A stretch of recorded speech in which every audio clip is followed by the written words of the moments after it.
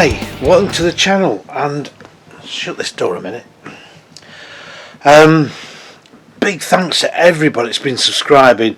It's been really good, and a lot of people have been saying they've been sort of interested in the history of the industry, and that's really good as well, because as you know, I'm really keen on preserving the caravan industry and the motorhome industry heritage as well, because I think it's really important. Hence, that's why I do the books. You know, like I've said to you before, I make very little in the way of any money off the books at all, but it's just a way of sort of getting, how can I put it, getting my knowledge out there, and also showing people what a great industry this is. And it's had a very illustrious past. Now look, the dog's trying to get in. He thinks I'm in here with somebody. Oh, careful, because I'm in the moment. Again, still clearing stuff up. Oh, he's gone. He's cleared off. So I've been looking at a lot of stuff as I've been clearing up. There's kid stuff in here and everything, but mainly my stuff, which I'm trying to clear. I've got to get all this lot cleared. And you might think, well, there's nothing much there, but I'll tell you something, once you start moving this, there's an awful lot of things. And I was trying to actually keep everything together, because the thing was, I've got a big archive on Sprite caravans, Ettles, and the CI group, who was a parent holder of Sprite and Ettles, and Europa and Bluebird and all that. And I've got, as I say, I've been going through a lot of documents I've got, and what a vibrant industry it certainly was. And now I always knew that, but CI were really big. And when I'm starting to look now back at the late 70s and the early 80s on their stuff, when the company actually went into liquidation, and I'm seeing it through all the documents how the company was starting to really slide, because the recession was kicking in. There was 20 or so caravan manufacturers went out of business from the late 70s into the very early 80s. That was a big chunk. Dealers that just went by the wayside, and things were really grim. I mean, we look now, and there's lots of people saying to me about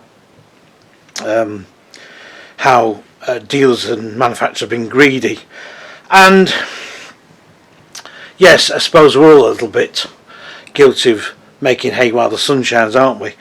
But when I look back at the times of the glory days of the caravan industry and sales, when caravanning was really on the boom,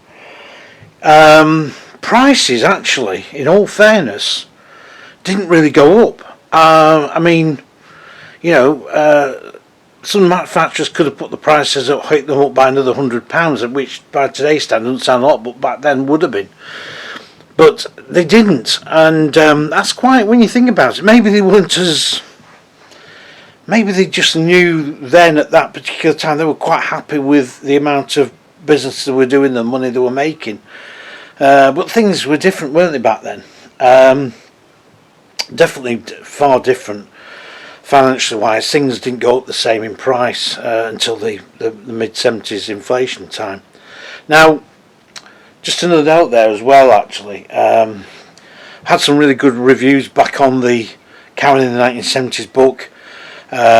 If you sort of want to see what things were like back then, that book will tell you a lot of how caravaning was. It was probably coming to from its peak to its sort of drop, and then to sort of leveling off and then diving down before the 1980s kicked in, because we know, as I said, the early 80s was full of recession.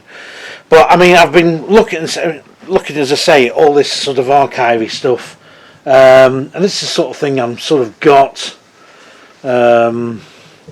Oops. So I mean, there's stuff all over the place. It's like the 1970 Sprite Major. I've got a lot of PR photographs of the 50s, 60s, all that sort of thing. Oh, all types of things. The dog, I don't know what the dog's doing out there. I think he's having some sort of fit. Let's tell him off. Jack, what are you doing? He's looking. That's him. What a hound. Basically a nuisance.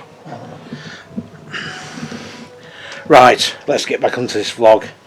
So yeah, so things were, about the 80s, things were very difficult. So bringing back up to date, I think at the moment the market needs some stimulation. I think we need to see some new product out there. We need some lightweight caravans. We need some more affordable caravans. We need some really affordable tourers that modern hybrid cars can tow. Now look, the debate goes on with electric cars. Personally, I've had a few on reviews. I've never towed with them. I'm sure they're very good for ones that can tow, but of course what would really knock me is the range that cuts down. Now I used to get annoy me, if I was sort of out on a long trek and after 200 or 300 miles I was having to fill up the tank, but after 100 miles or so to have to keep charging, not just for stopping off for 20 minutes but for sort of up to 2 hours, would really annoy me. And as we know, a lot of the electric cars can't tow anything of any significance, and that's not going to be a lot of good to caravanners. So no matter what people say about them towing, yes, I know some can tow, but I do know people who have told me on testing and things that electric cars are a real nuisance, a bit of a pain. Knocking around town, I've said before, fantastic, great. My wife, it'd be ideal for my wife. She just wants to go in, get in a car and drive 5 miles down the road. An electric car, sure, probably charges last 2-3 weeks, quite easy I would think, depending on what sort of age the battery was. And again, that's another problem, isn't it? The older the battery, they don't hold the charge quite as much. Plus as well, there's a chance that one of the cells may die off, and you've got all that problem. So yeah, getting back to that again, well, I think we do need some lighter, cheaper caravans. Just generally anyway, whether electric cars are around or not, I think we've really got to start looking at producing a caravan that's got basic essentials but not with all the other bits of fancy pieces on them.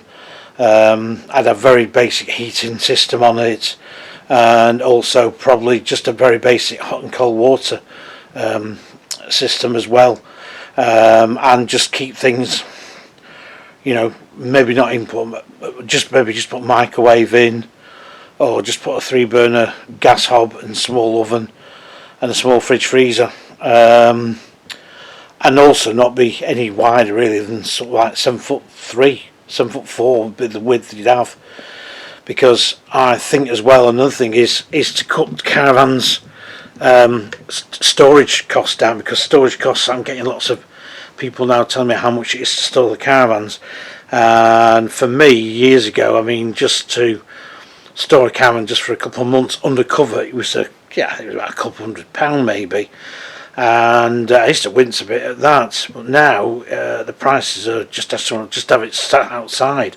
at a secure place, of course, to make sure it doesn't get nicked, and it still can get nicked, of course.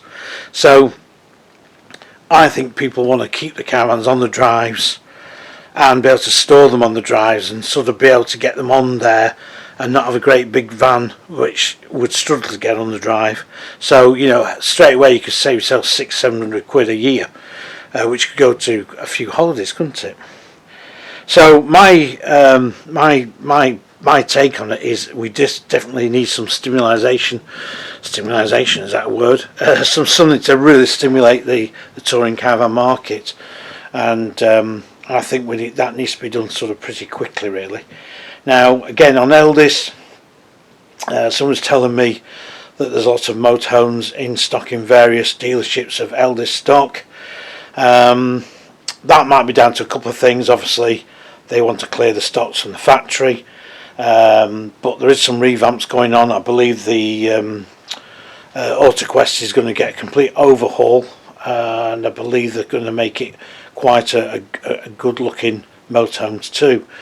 So what I'm just hearing on the grapevine, and the tourers are going to get, I think they're going to get a new body shell, I hope they're going to not have the same as a Crusade and the Buccaneer. I think that's a bit of a cheat, really, if they start doing that, because that's been out, that profile for those have been out now for over 2 years. So, you know, that's a bit of a cheat. I think they need to give them a brand new body shell, and give them some, make them a little bit more distinctive. That's the problem, isn't it, with Caravan? Say they're not looking very distinctive. You know, they're all starting to look alike, and I think Bailey've got that problem with the Alutech, because of Alutech just doesn't lend itself to styling. They've had to sort of do all sorts of things and mouldings and things to make them look better. God, I've got them full of boxes here. Look at all this, just full. So, you know, gone are the days when you could sort of style a Caravan like that and that type of thing. It's you know, you could tell an individual make. Anyway, I'm going to call it an end to this vlog, and as I say, be great to hear all your comments. It's been great to get all the likes, fantastic, and all the new subscribers. And a bit of bad luck this last week, both my laptops all have gone down, so I've got to get this lot here, I've got to get all this lot moved, because my main PC is through there, and all this has to be moved and taken away and put away in the loft. I've given up trying to sort it out, because it's the good people that helped me bring this down all got mixed up, and that's really made it hard. Plus there's a load of carrier bags here on the deck as well, full of brochures from shows that were just put onto one side, bits taken out and just discarded, although again those all need to be redone. They need to be put into sorted lever arch files, and that's going to be a lot of lever arch files. All the magazine stuff's all been done, that's good, but yeah, anyway, I will see you on the next video, and hopefully I'll be out and doing a bit of reviewing as well, and I'm going to get down to Mark at the Caravan place, looking at May next month. I'm going to get down there. I'm going to hopefully take a mate of mine with me who will do the video in work for me, save me doing it, so I can concentrate on just getting on with Mark and, you know, having a bit of a bash of what we think the market's going to do. Hopefully help you people out there decide on your next Caravan, or whether you're going to keep your van or change it or whatever, or you're going to get a motorhome. But things, as I say, this market is going to change. I think we're going to see more big discounts coming on. Dealers at the moment discounting. It's not a good thing to discount for a dealer, we know, and it's not good generally for the market, but used car caravans seem to be holding up quite well. There's only going to be discounted stuff on stuff that's a bit harder to shift. So I was at Stuart Longton Caravans at Chorley the other day, and I noticed that all their used sprites, bar one, were all sold. And the salesman was telling me that because Sprite is a popular brand on the used market, and especially if they get a family layout, it goes pretty quick, and all theirs were sold. I think they had a couple of 20 sort of 12 ones there, and up to about 2017, 2018, and they were all sold. So there is a market for that type of caravan, and I wish there was a new market where we had some new lightweight stuff, like I've said to you before. Anyway, I'm going to go because I'm travelling on, and when I say I'm going to go, I never go, and I should do, so I'm now going. See you later. Bye.